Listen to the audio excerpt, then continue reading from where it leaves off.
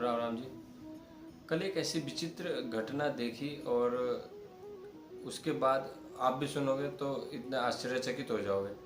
ऐसा हुआ कल जब हम चौकी पर बैठे थे तो रात को लगभग 9 बजे के आसपास एक व्यक्ति दोनों बगल में टिकटिकी विकलांग व्यक्ति था, अपनी लेकर आया कि साहब मुझे बचाओ। हमें लगा यार इसको कौन परेशान कर रहा है, ऐसी क्या स्थिति है कि कोई एक विकलांग व्यक्ति को परेशान करेगा। तो जब वो आया उसके हमने पूछा भाई बताओ क्या बात हुई, तो पीछे पीछे से एक महिला आई, महिला रोती हुई। अब वो समझ में तो उस समय कुछ नहीं आया। महिला को 5-7 मिनट लगे, हमने उसको कि एक बार चुप हो जाओ भाई, पहले चुप हो जाओ तभी तो कुछ बताओगी। फिर उस व्यक्ति ने बताया उसी बीच में कि सर मैं हूँ ऑटो वाला। सबसे पहली बात तो ये है कि जो भीख मांगते हैं, अच्छे हट्टे खट्टे या काम नहीं करना चाहते, उनके लिए एक बहुत बड़ी सीख कल देखकर मन भराया कि हाँ ऐसा व्यक्ति भी देखो ऑटो चला रहा है, दोनों बगल में टिकटिकी लिए हुए। तो हम उसने बताया साहब मैं ऑटो चलाता हूँ, और स्थिति ये रही कि मैं उधर से आ रहा था, इसमें मैं नाम तो किसी का नहीं लूँगा, कि मैं उस साइड से आ रहा था, हाईवे पड़ता है तो हाईवे पर जा रहा था। तो जैसे ही फ्लाईओवर के पास आया तो ये महिला बात कर रही थी फ़ोन पर, और फिर ये अचानक से कहने लगी मैं कूद के मरूंगी, फ़ोन पे बात करते हुए, और ये कूदने को तैयार हो गई।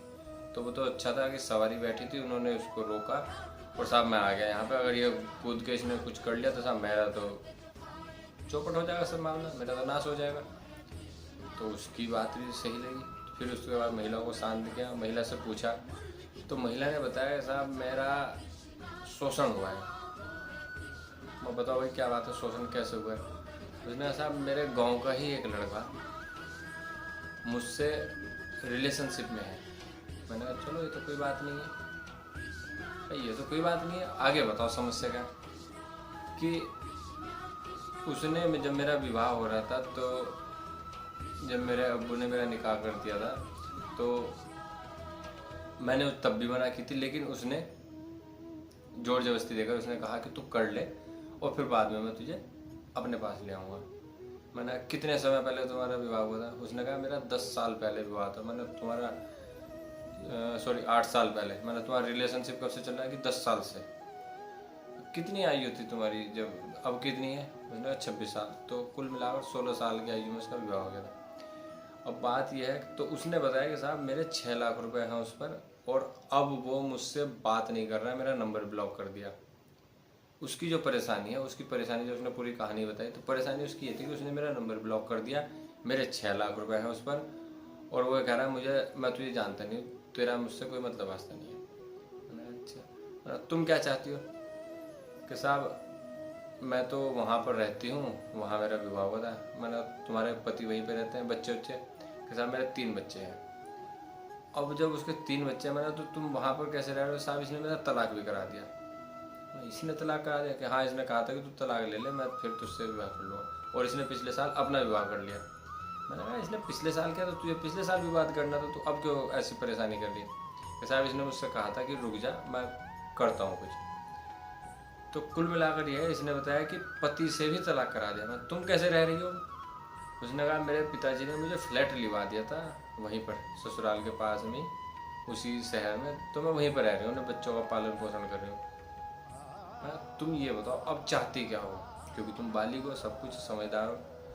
उसने कहा साहब मैं उसके साथ रहना चाहती हूँ। फिर जब उसने अधिक रो रही थी, फिर उसने ऐसा कहा, तो मैंने उससे नंबर लिया उस लड़के का, और उस लड़के से बात की। मैंने कहा भाई ऐसे ऐसे लड़की बैठी है ये महिला, इसके बारे में बताओ। तो उसने कहा मैं इसे नहीं जानता हूँ, और न मेरे से कोई मतलब वास्ता है, झूठी है, फ्रॉड है, और उसने इतना कहकर फ़ोन कर दिया।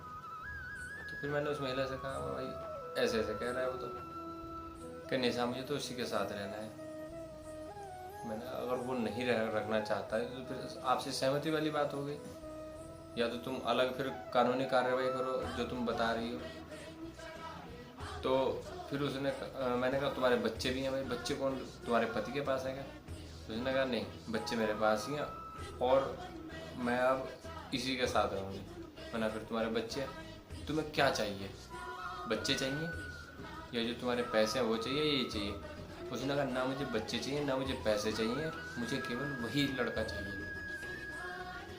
अब ये देखो क्या स्थिति है आज के समाज की कि एक महिला अपने बच्चों की, अभी हाल ही में जबलपुर में घटना घटी कि एक माँ अपने बच्चे को सीने से चिपकाए पड़ी है, चिपका रखा है ना, सबने देखा है, मरते हुए भी उसको अंतिम सांस तक नहीं छोड़ा।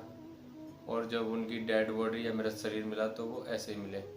और जो कल सुनी घटना तो वो ये कह रही है कि मैं इसी के साथ रहूंगी, ना मुझे बच्चे चाहिए। अपने तीन तीन बच्चों की माँ कह रही है ना तो मुझे बच्चे चाहिए ना मुझे पैसे चाहिए। मैंने कहा फिर तुम पैसों की बात क्यों कर रही हो? कि हाँ मेरे पैसे हैं इस पर। फिर उसको समझाकर वहाँ से भेजा, उसको बताया कि इस प्रकार से आप अपनी जो भी लड़ाई है वो लड़ सकती हो। तो मेरा कहना यह है कि भाई समाज किस ओर जा रहा है। और ये जो कहते हैं कि हाँ लड़की मैच्योर, जो तीन तीन बच्चों की माँ है, 26 साल उसकी आयु हो चुकी है, वो भी तक मैच्योर नहीं है। उसे ये नहीं पता करना क्या है, अपने बच्चों तक को छोड़ना हो तैयार हो। उसके यही शब्द थे कि बच्चे नहीं चाहिए, पैसा नहीं चाहिए, मुझको बस वही चाहिए। मैंने फिर तुम्हारे घर वालों को पता था? कि हाँ मेरे घर वालों को ही पता था, उन्होंने मुझे छोड़ दिया, कहा कि हम तेरा हमारा हमसे कोई लेना देना नहीं है।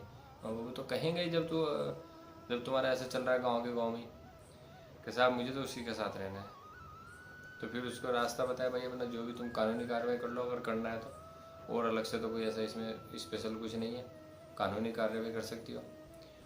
तो कुल मिलाकर बात यह है समाज जा किधर रहा है कि हाँ यही नहीं पता करना क्या है। और ये 26 साल की, इसको मैच्योरिटी नहीं है। और 18-18 साल की लड़की जब घर से भागती है तो वो वीडियो बनाकर कहती है मैं अपनी मर्जी से आई हूँ और मैं ही इसको भगा कर लाई हूँ, इसने मुझे नहीं भगाया, मैं इसको भगा कर लाई हूँ। क्या वो मैच्योर हो गई? तो मैच्योरिटी तो 25-30 साल तक नहीं आती। वोट डालना एक अलग जो बिंदु है वो अलग है, और ये अलग है। तो थोड़ा सा सोचने वाली बात है कि मैच्योरिटी, और जो लड़कियां समझते हैं कि हाँ 18 साल की होगी अब तुम ये।